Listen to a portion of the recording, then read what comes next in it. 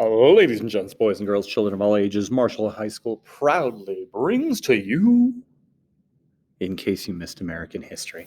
Today is Tuesday, March 2nd, and if you are watching this, that means you can come to class today for some reason, and that is okay.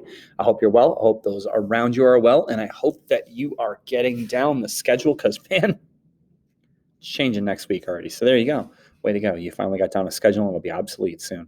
That's right, kids. It's our last week of 60-minute classes. We're getting ready to bump up to 80s next week. Going to be a little weird. If you have any questions about that, please make sure and let me know. I would love to help navigate you on your way to success. If you're a parent and you're watching this, I'm sorry, man. I do the best I can to help you guys out too if you want help. Anyway, a couple quick things. First of all, yesterday was Monday, March 1st, and it was an asynchronous learning day. And you had a job. You had one job. And that job was to log in to Classroom and check and see what we were supposed to do. And if you did that, you found a quiz to do, and you took it. Unfortunately, there are 72 of you in American history. Only 35 of you guys took the quiz. So if you are one of the 37 who didn't take the quiz, I need you to get that done. First and foremost, if you go down a couple posts, you're going to see that posted next to a video. It says Asynchronous Learning Day 1, and there's a video, and then there's the test. And click on that, get that done, and there you go. All right. In other news, it's kind of a normal week by these standards, in that we've got 2 A through L days on Tuesday and Wednesday, and 2 M through Z days on Thursday and Friday. So make sure that you're logging on when you're supposed to and showing up when you're supposed to, or just logging on when you're supposed to, depending on your deal. Now, next week, just to give you a preview heads up, we're actually going to have 2 asynchronous learning days. Monday is going to be the regular, you stay home, you log into the meet, or you log into the classroom, not the meets, and do your work that's posted. And then on Tuesday, the juniors, if you're a junior, are taking the ACT test. And that will also be an asynchronous learning day. So you'll only be here 3 days next week. If you have any questions about that, we'll talk about it more as the week goes on. Please ask when you get a chance. So we're going to start World War II today, and we're going to do this one even a little bit more different than when we've been doing it. I am actually going to do some mini lessons with you guys, about 10, 15 minutes or so, on a few different topics, and I'm going to do one at the start of each class. And then I have a bigger assignment for you guys. There's actually 3 things that you have to do before next Monday at midnight. Okay, so that'll be kind of your job between now and next Monday at midnight. Anywho, we're getting rolling on this. So if you have any questions, please let me know. So what we're going to do for this first World War II mini lesson is we are going to look at dictators and dictatorships. And in particular, we're going to focus on the bad guy, Adolf Hitler. And we're going to look at, what he was doing and what they were doing. So I'm going to make myself a little bit smaller so I can adjust the screen here. And, actually, let's go back to this. Let's go back to this first slide quick. So obviously over here, we've got Franklin Delano Roosevelt, FDR, who's president of the United States during the Great Depression and most of World War II. Obviously up here in the upper right-hand corner, we got the big baddie. That's Adolf Hitler. And if you're wondering what's up with that mustache, that was actually kind of stylish back then. A lot of American men wore that mustache style. I think Hitler pretty much ruined that for everybody. So if you're like, dude, that looks handsome, don't do that. That would be a bad fashion choice. Over here in this corner, you've got Benito Mussolini. He is the fascist leader of Italy during World War II. Also not a very good guy. Down here in this corner, you have Joseph Stalin. Joseph Stalin's a little bit weird because he's the dictator, communist leader of the Soviet Union. He's also not a very good guy, but he does fight on the side of the Allies. So I guess he's not as bad as the other two until after the war is over. And then he's a bad guy. It's kind of confusing. All right, so down here we've got a picture from Pearl Harbor, December 7th, 1941, the action that brings the United States into the war. We've got a picture of a troop transport ship on D-Day, June 6, 1944, that is going to be invading the coast of Normandy, or getting the Allies into France. Over here we have a picture of the atomic bomb that was dropped on August 6, 1945. And up here we have a picture from the Holocaust, one of the most disgusting things that's ever happened in the history of mankind, period. No debate. Okay, so we're going to move on. So the thing is about World War II is World War II is very much caused by World War One and the Great Depression. World War One leaves a bad taste in Germany's mouth. They are blamed. They have to pay $33 billion in reparations. They can't have a military bigger than a certain size. They can't have an air force. It's like, here, Germany. Then the Depression happens, and Germany is hit hard by the Depression. And not only are they hit hard, but any money their government has to go to paying the reparations from World War I. So they're really struggling. So the thing is, certain times in history call for certain kinds of leaders. If everything is going well in your country, if it's, sunshine, rainbows, puppies, and unicorns, anybody can be in charge. You can't really screw up perfect.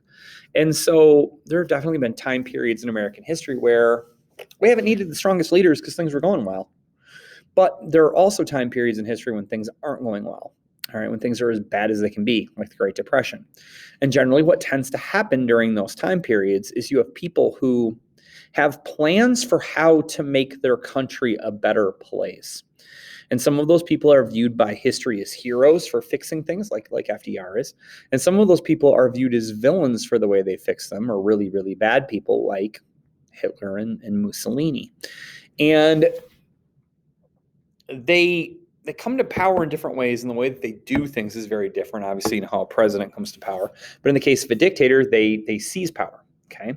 And so this time of unrest in Europe and Asia, it really has some different people rise to power who are not good people. They're dictators. Okay.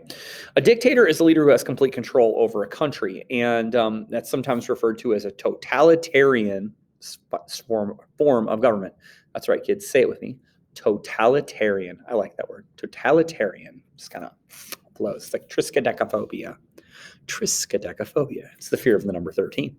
Okay, so in a totalitarian or dictator government, the leader has ultimate control. They have complete power. What they say goes.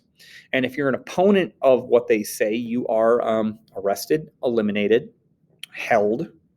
Obviously, in the case of Adolf Hitler, you have the Holocaust. But what they say goes. If the dictator says you're only allowed to drink water, drink anything else, you can be thrown in jail, you can be killed. If the dictator says you're all going to give half of your earnings to the government, you better do it or else you're going to be in jail, And so dictators wield their power in a way to keep themselves in control. And we'll talk a little bit about what I call the dictator blueprint or game plan a little bit on the next slide. But obviously Hitler had this plan for how to rise to power. And then once he got power, he used his role as a dictator to force the direction that Germany was going in and make people follow him. And if you didn't follow him, you ended up in concentration camps or shot right away. But these dictator leaders take over in Germany. They take over in Japan. They take over in Italy. They take over in the Soviet Union and other places around the globe. But really, we're going to focus on the ones that are the big baddies. Okay, so we're first going to focus in on Adolf Hitler. Obviously, I think he's somebody who probably should be familiar to you. He was the dictator leader of Germany, or the Nazi Party, in World War II. And some background on him. Hitler was an Austrian. He was born in Austria in 1889 in a town called Braunau am Inn. And yes, he most likely had a Jewish grandparent. And yes, he had dark hair and dark eyes, even though he said Aryan Germans were the best. And Aryans are blonde-haired, blue-eyed Germans. And he was a dark-haired, dark-eyed Austrian. He had a Jewish grandparent, but he thought Jewish people were bad. I don't know how to wrap my head around that. Okay, I'm just going to say he's one of the worst dudes ever. But I think most of you guys probably know that he wanted to be an artist, and he wasn't able to get into art school. Thought about being an architect. That didn't work out. And so he moved to Germany, and shortly thereafter, World War I started, and he joined the German army and fought as a regular trench dude, in the trenches. He was shot, I think, in the leg and lived, obviously, because otherwise he would have been a zombie. Stupid statement. See, jeez. And when Germany lost, he felt cheated. He felt like they were winning. When he went back home to Germany, he found that he was told that the reason they lost is they ran out of money, and he looked around and he saw Jewish people had money, and maybe that caused some of his problems. Maybe it was just that they were different.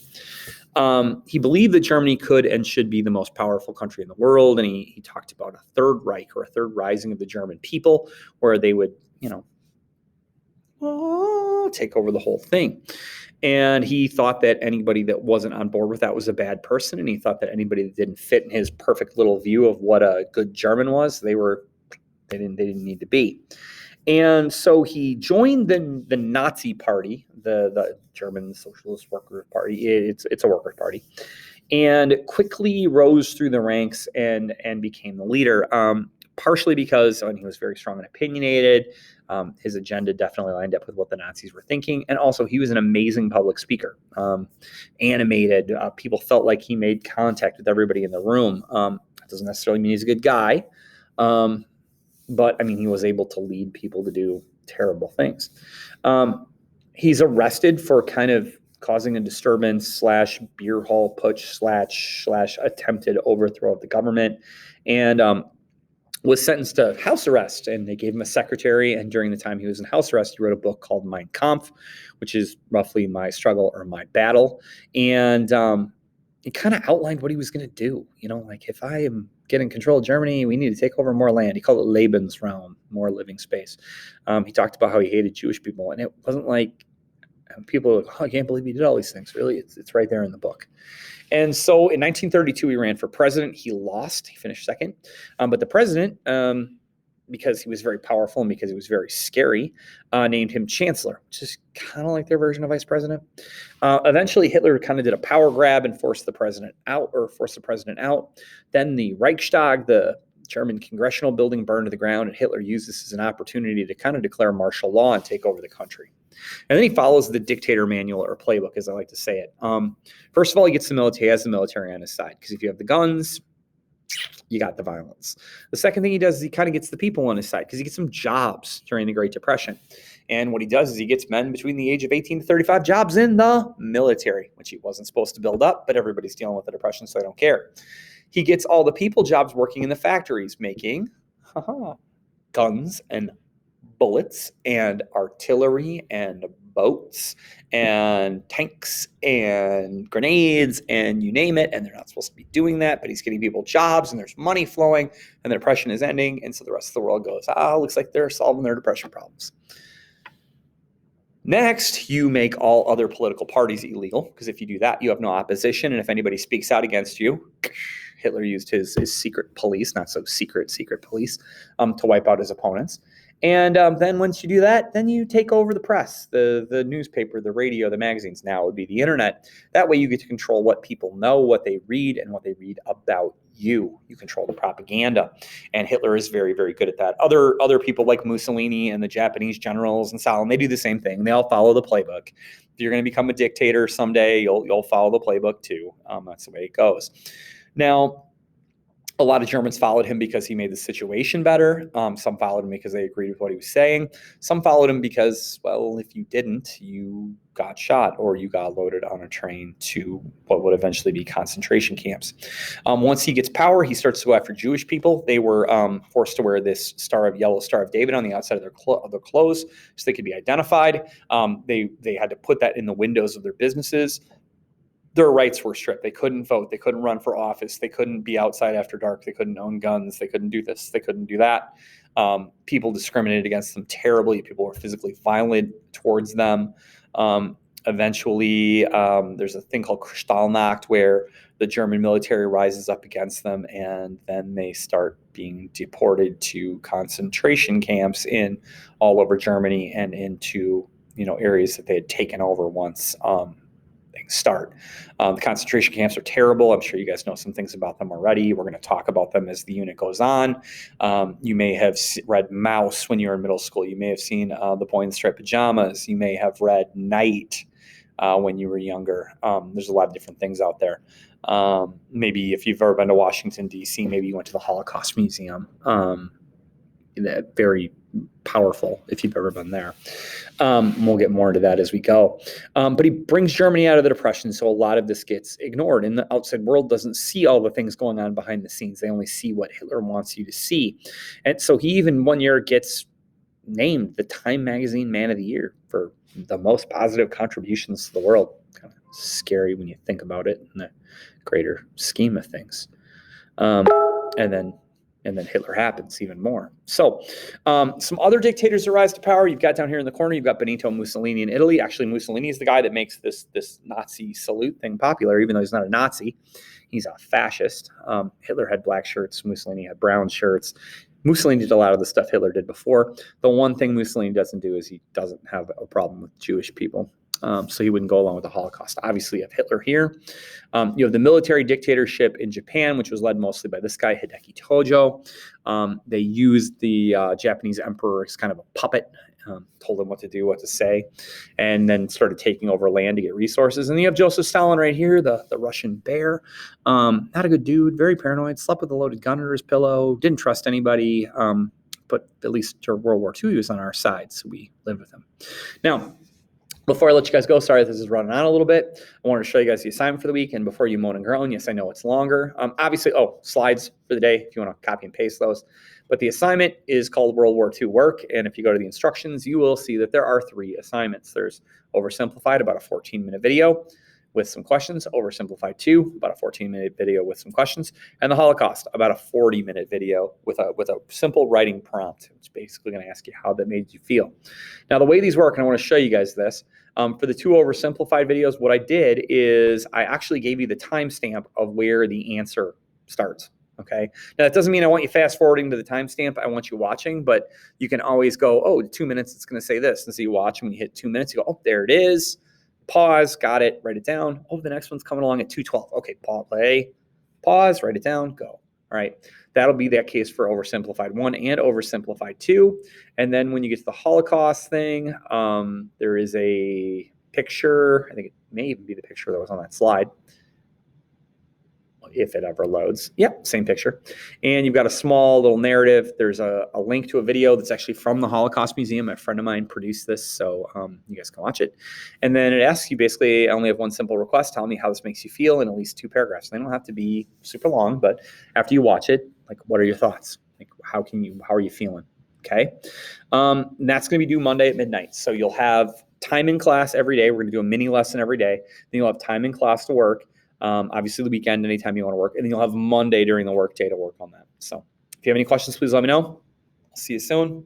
Bye-bye.